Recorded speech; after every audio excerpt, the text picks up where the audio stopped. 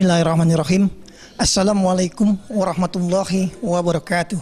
Waalaikumsalam warahmatullahi wabarakatuh. Innal hamdalillah nahmaduhu wa nasta'inuhu wa nastaghfir wa na'udzu billahi min syururi anfusina wa min sayyiati a'malina may yahdihillahu fala mudhillalah wa may yudlilhu fala hadiyalah.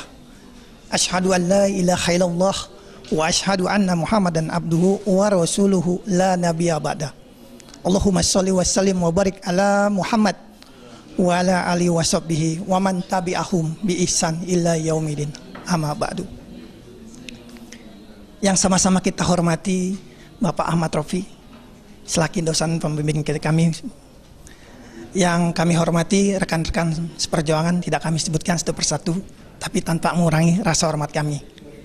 Pertama dan yang paling utama, marilah kita senantiasa memanjatkan puji syukur kehadirat Allah Subhanahu wa Ta'ala, yang mana sampai saat ini kita masih dapat merasakan nikmat yang sangat besar, yaitu nikmat iman dan nikmat Islam. Kenapa saya katakan nikmat yang sangat besar? Karena dua nikmat itulah yang dapat mengantarkan kita ke dalam surganya Allah Subhanahu wa Ta'ala. Dan tak kalah penting adalah nikmat sehat walafiat. Karena dengan nikmat sehat kita dapat berkumpul dalam majelis zikir ini atau majelis taklim dalam rangka meningkatkan kualitas iman atau meningkatkan kualitas ilmu kita. Moga-moga aktivitas kita ini selalu diridhoi oleh Allah Subhanahu wa Ta'ala. Tak lupa salawat serta salam marilah kita haturkan kepada junjungan kita Nabi besar Muhammad sallallahu alaihi wasallam beserta para keluarga, para sahabat dan para pengikutnya. Semoga kita termasuk di dalamnya yang selalu istiqomah melaksanakan sunnah-sunnahnya. Ikhwan fillah rahimatullah. Pada kesempatan yang berbahagia ini, marilah kita kembali kepada Al-Quran dan Sunnah. Sebab apa?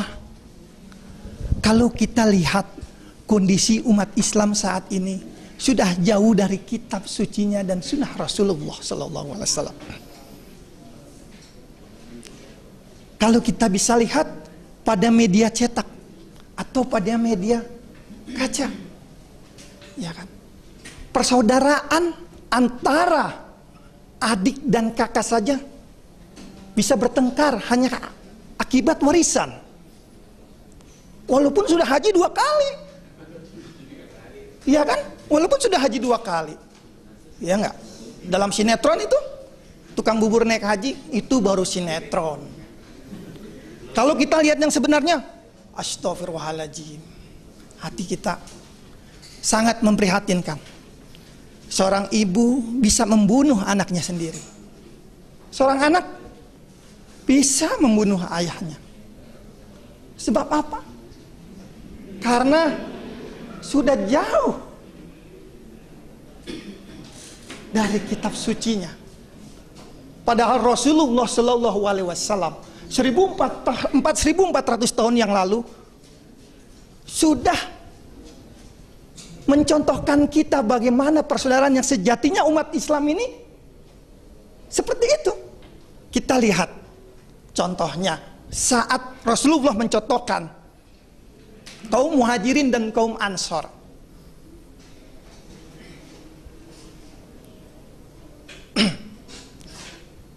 Empat 45 persaudaraan yang waktu itu Rasulullah persaudarakan antara Abu Bakar dan Harijah, antara Umar dan Itban. Dan cerita yang paling bisa kita jadikan contoh adalah Abdurrahman bin Auf dan Sa'ad bin Rabi. Apa waktu itu Sa'ad bin Rabi ketika dipersaudarakan oleh saudaranya Abdurrahman bin Auf?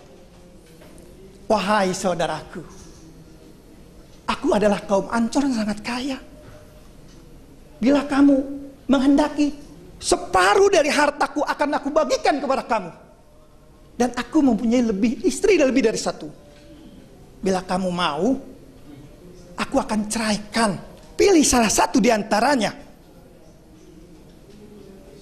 Setelah idahnya berakhir, silakan engkau kawinkan. Masya Allah.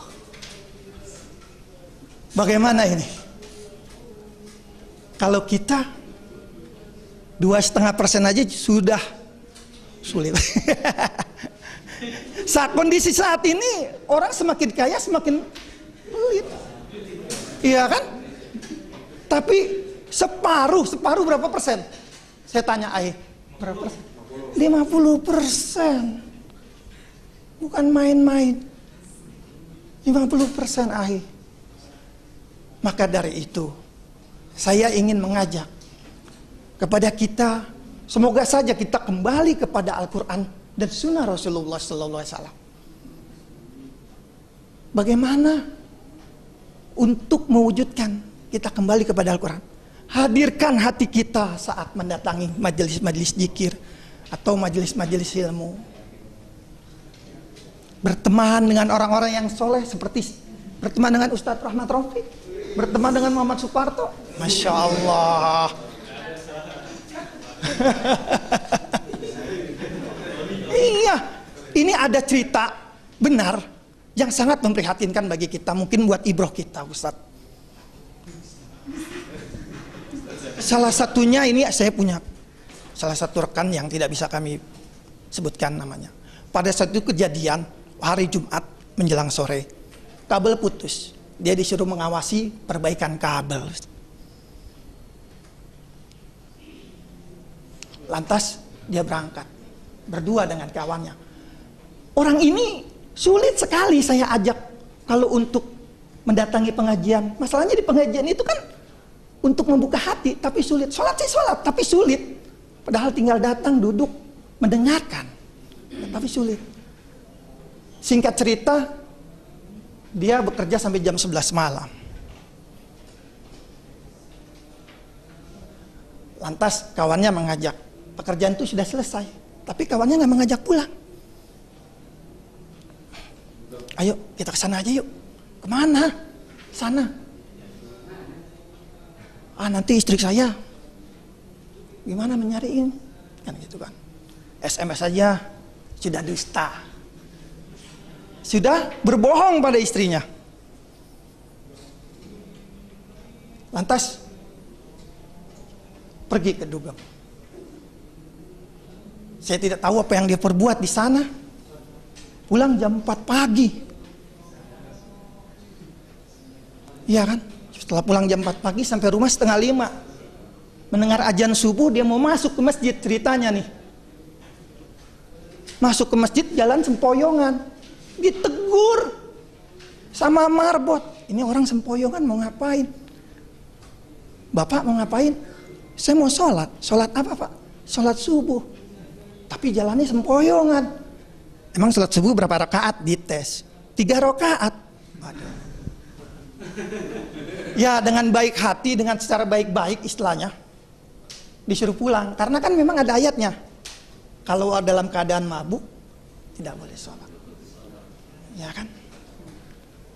Pulang. Setelah pulang, dia ketemu sama Pak Haji di jalan. Assalamualaikum Pak Haji. Waalaikumsalam. Pak Haji mau kemana? Mau sholat. Sholat apa? Sholat subuh. Emang sholat subuh berapa rakaat Pak Haji? 2 rakaat. Pak Haji pulang aja deh. Saya yang 3 aja disuruh pulang. Pak Haji yang 2. Masya Allah. Ini benar-benar. Ini benar ini. Saya mohon kepada akhi sekalian, marilah kita menjaga diri kita atau keluarga kita atau rekan-rekan kita untuk saling mengingatkan agar kita jangan sampai terjadi hal yang seperti ini. Mungkin itulah dia yang dapat saya sampaikan. Saya mohon maaf bila ada kata-kata yang tidak berkenan di hati saudara. Ya kalau kata Abdullah itu pantunnya gimana? Kalau ada jarum yang patah jangan simpan di dalam laci. Kalau ada kata-kata yang saya salah, jangan simpan di dalam hati. Al-haqqu birabbikum. Kebenaran itu datangnya dari Allah, sedangkan saya ini hanya manusia yang segala sumber segala kesalahan. Mari kita tutup doa dengan doa kafaratul majelis. Subhanallahumma wa bihamdika asyhadu an la ilaha anta astaghfiruka wa atubu ilaik. Billahi taufiq wal hidayah. Wassalamualaikum warahmatullahi wabarakatuh.